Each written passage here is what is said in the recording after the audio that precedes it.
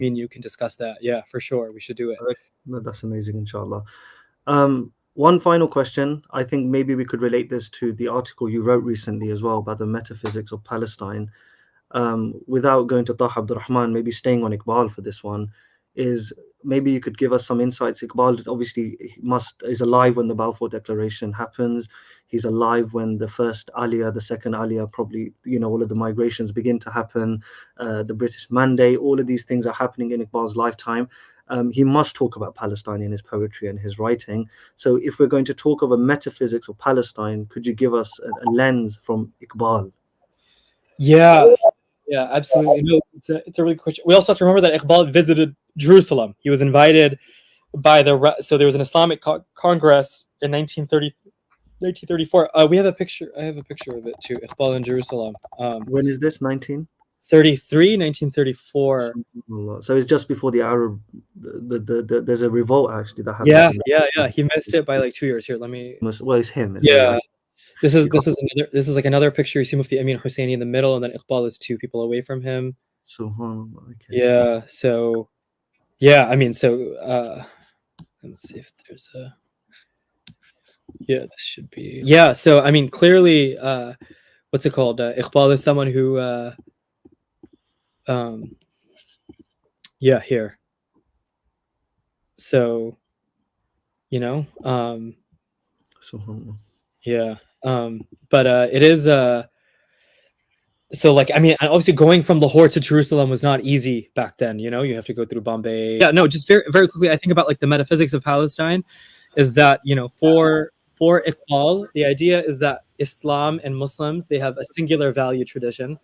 And in terms of Zionism has its own sort of value tradition.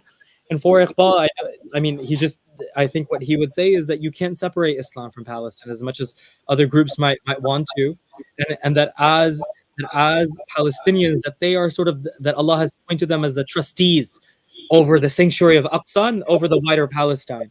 And so to violate that is to violate our own fitrah, because as human beings, we have a fitrah, which is sort of this memory, the spiritual memory within us, and the first memory is taking a covenant with Allah subhanahu wa ta'ala, and also acknowledging the prophecy of all of the prophets from Sayyidina Adam to our prophet, alayhi salatu wassalam. But then also is recognizing that Jerusalem and the wider land have a spiritual significance, and the people who are on that land are the custodians of that land. And seeing them not as in control of that land is a violation of their fitrah and our own fitrah. So it is not just sort of like, it's not just a military loss, it's also a loss of our own fitrah in relation to that land. There is one poem where he talks, there's actually 2 poems where he talks about it. He just says one line, but he says, Jalta hai mere dil Sham of Palestine pe, that like my heart literally burns for both Syria and Palestine. He, as we knew, we saw the Arab revolt. I don't think he expected the Zionists to take over. I don't think anybody expected that to happen, even by the time that he was alive in 1935, 1936. I think like it was just, and that's where for the Arab states, everybody was shocked. It was, the vote happened in 47, 48. Sorry, it's my nephew disturbing us. But I don't think he expected it. But I think just the fact that he goes to Jerusalem shows that Muslims in Pakistan and India have cared about this for 150 years, and that we continue to care for it. In fact, at Harvard, most of the students who got doxxed were Pakistani.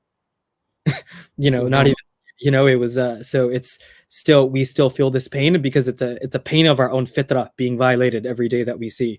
So the fact that Pakistanis are so obviously Muslims all over, and obviously more Palestinians themselves. This is not to say that Pakistan care more, but that we are and definitely hurting a lot for this. And that grief that I think Iqbal shared in that poem is something that we all are facing in this moment right now. I mean, we can't keep going. We have to let you go at some point. But I'm thinking it's quite profound what you mentioned. This idea. This is there's no more question. I'm just going to finish off here. I'm just thinking that I think my brother or somebody was mentioning this idea of the Indo-Pak, the concern the Indo-Pak Muslims have for the Ummah is very unique in the way that they show it. I think my dad was telling me it was one of Shaukat Ali Johar or one of the Johar brothers is buried in Jerusalem as Yeah, well. yeah. And all of these moves. Brother. And you It's just a, say, yeah, Shaukat Ali's older brother, and if you ask the Palestinian Imam of Aqsa, Wain al-Imam al-Hindi, he'll take you there. So it's, yeah, mashallah. Subhanallah. So I think that's a very profound idea. And what you mentioned here about the idea of custodianship, there's a line of Iqbal, if I'm allowed to maybe read one. Not Please. that I know it anyway like you do, but I don't know where it's from. Maybe Tarana Milli or somewhere where he says, दुनिया के बुत कदों में पहला वो घर खुदा का हम उसके पासबान वो पासबान हमारा. Yeah. The Kaaba is the first, and Masjid al-Aqsa is one of the first as well. That those were, yeah, exactly. So it's the house of God that was built in a realm of idol worship. We protect it, but in reality, it protects us. And I think that's a very profound point of custodianship. And so, thank you so much, Maulana Saleh. I think I speak for everybody who attended today's session. This was absolutely phenomenal, and we can't wait to have you back. And maybe one day you'll come over, maybe not from Bombay and Lahore, but on an aeroplane to come visit us in England, and we can host you in person, inshallah, because this was immensely profound, amazing. And Jazakallah khair. May Allah bless you for all of your efforts and increase you in all the work you're doing as well, the writings and your PhD and all of the khidmah of this deen that you're doing. And inshallah, we will see you at some point in the future for the Jawab Shikwa, because you can't leave us. This is suspense. They're all in shock. You have to give them the response. So I think we're all waiting, inshallah.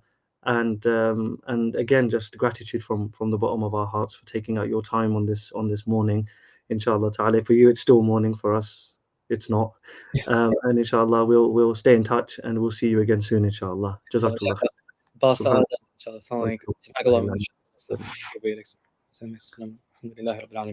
khair. Assalamu alaikum. Thank you guys. See you guys soon, inshallah. Assalamu alaikum.